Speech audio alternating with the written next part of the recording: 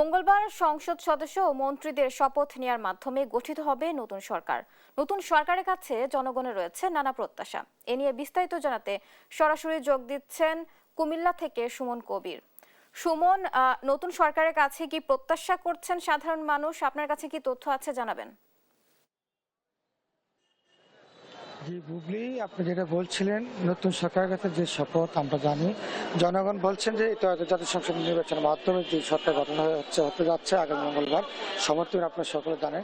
সেই সরকারের জনপ্রতিনিধি যারা রয়েছে তারা যে প্রতিশ্রুতি করেছেন সরকার এবং যারা সাধারণ জনগণের প্রত্যাশা হচ্ছে যে প্রতিশ্রুতি অনুযায়ী বাংলাদেশকে তার বিনিময় করবেন, এবং সেদিক থেকে কথা বলার চেষ্টা করি একজন রোটারিয়ান আসলে রাজু যে আমজাদ সাহেব। আসলে আপনি নতুন সরকারের কাছে আপনারা কি ধরনের প্রত্যাশা করছেন? আসসালামু আলাইকুম, আমি রোটারিয়ান মোহাম্মদ আমজাদ হোসেন রাজু। আমি আমি ক্লাব প্রেসিডেন্ট। আমি মাননীয় প্রধানমন্ত্রীকে শুভেচ্ছা জানাচ্ছি এই দেশটা যাতে সুন্দরভাবে চালায় এবং মানুষের জনগণের যে আশা আকাঙ্ক্ষা আছে এগুলি যাতে পূরণ করে, মানুষের মধ্যে যাতে বৈষম্যতা না থাকে, উনি যাতে দেশটা সুন্দরভাবে চালায়। তারপরে সাধারণ নারীদেরকে যাতে মূল্যায়ন করে, নারীরা যাতে সুন্দরভাবে চলতে পারে, সাধারণ জনগণ যাতে সুন্দরভাবে চলতে পারে। আমাদের প্রত্যাশা থাকবে সুন্দরভাবে এই দেশটা যাতে চালায়, এইটাই আমাদের কাছে প্রত্যাশা। এবং আমাদের মাননীয় প্রধানমন্ত্রীকে আমাদের অনেক ভালোবাসা এবং শুভেচ্ছা রইল। যেটা বলছিলেন, আমি একজন আসলে তরুণ যারা নেতৃত্ব দিয়েছে এবং এনসিপি বলেন আবার ছাত্র বৈষম্য আন্দোলন যারা সক্রিয় ভূমিকা রেখেছে। আসলে আপনার নতুন সরকার থেকে কি ধরনের প্রত্যাশা আপনাদের? আমাদের নতুন সরকারের প্রতি প্রত্যাশা যেটা, আমরা এই দেশের নাগরিক হিসেবে আমাদের নিরাপত্তা নিশ্চিত করতে চাই এবং প্রত্যেকটা হত্যার বিচার যাতে দেশে হয়। আর আমার যে কুমিল্লা জেলা বা মহানগর, এটা যাতে সুষ্ঠুভাবে পরিচালনা করা হয়। যেমন আমাদের এমপি মহোদয়, উনি সদর দক্ষিণের, আমাদের সদর দক্ষিণ, আর এটা হলো আমাদের মহানগরের, যাতে উনি আমাদেরকে বৈষম্য স্বীকার না করে।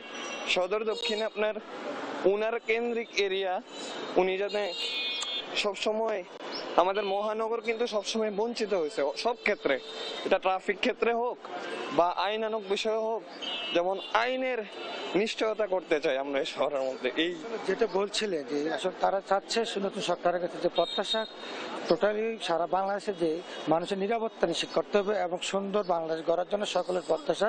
জনগণ দেশে যে প্রতিশ্রুতি দিয়েছে যারা জনপ্রতিনিধিরা, সেই মোতাবেক যাতে সরকার দেশ চালায়, মানুষের শান্তি এবং তার নিরাপত্তা অর্থনৈতিকভাবে যাতে আমরা এগিয়ে যেতে। এই ছিল কুমিল্লা থেকে নতুন সরকারের কাছে সর্বশেষ প্রত্যাশা। বুবলি। সুমন, আপনাকে ধন্যবাদ।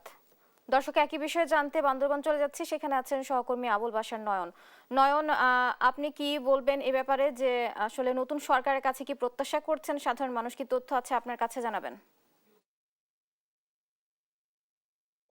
ধন্যবাদ বুবলি। আসলে সমতল এবং পাহাড়ে যে উচ্চপুকুর পরিবেশে ভোট গ্রহণ শেষ হয়েছে, সেই ভোট গ্রহণের পরেই নবনির্বাচিত সংসদ সদস্য শপথ গ্রহণ করতে যাচ্ছেন। এক্ষেত্রে তিন পার্বত্য জেলায় একটি আলোচনা চলছে, সেটি হচ্ছে পার্বত্য চট্টগ্রাম বিষয়ক মন্ত্রণালয়ের মন্ত্রী কে হচ্ছেন এবং তার মাধ্যমে যে এই তিন পার্বত্য জেলার উন্নয়ন সেটি সাধিত হবে। এই এই এই বিষয়টি আসলে মূলত বর্তমানে চায়ের টেবিলে আলোচনা চলছে, সর্বত্র আলোচনা চলছে।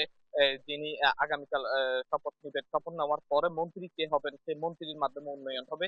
এই বিষয়টি নিয়ে আসলে মানুষ কি বলছে, আমরা একটু একজন স্থানীয় বাসিন্দা রয়েছেন তার কাছে জানতে চাই। আপনারা, কেমন দেখছেন যে, আমরা পার্বত্য জনপদ বান্দরবানে একজন ভালো এবং একজন পরিচ্ছন্ন ব্যক্তি জনাব ফাসিং ক্রুজেরিকে মন্ত্রী হিসাবে পাইলে বান্দরবানে আপামর জনগণ সবাই চাচ্ছে যে একজন ভালো মানুষ হলে আমাদের মন্ত্রী, তাহলে এই পার্বত্য জনপদকে 14টি জাতি সত্তা গোষ্ঠীকে একত্রিত করে সমাজ উন্নয়নে কাজ করবে।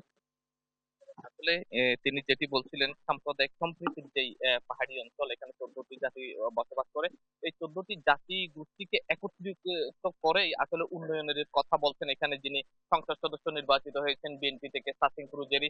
তাকে এখানকার সাধারণ নাগরিকরা চাচ্ছেন পার্বত্য চট্টগ্রাম বিষয়ক মন্ত্রণালয়ের গুরুত্বপূর্ণ মন্ত্রণালয়ে আসলে তাকে বসাবেন। তিনি গতকাল বিএনপি চেয়ারম্যান তারেক রহমানের সঙ্গে দেখা করেছেন, তার সহধর্মিণী সহ। আসলে এখন পাহাড়ে উন্নয়নের পাশাপাশি তিনি পার্বত্য মন্ত্রণালয়ে আসলে আসীন হবেন, এমনটি আলোচনা চলছে সর্বত্র। এই ছিল আমার কাছে নির্বাচনী পরবর্তী সর্বশেষ। নয়ন, আপনাকে ধন্যবাদ।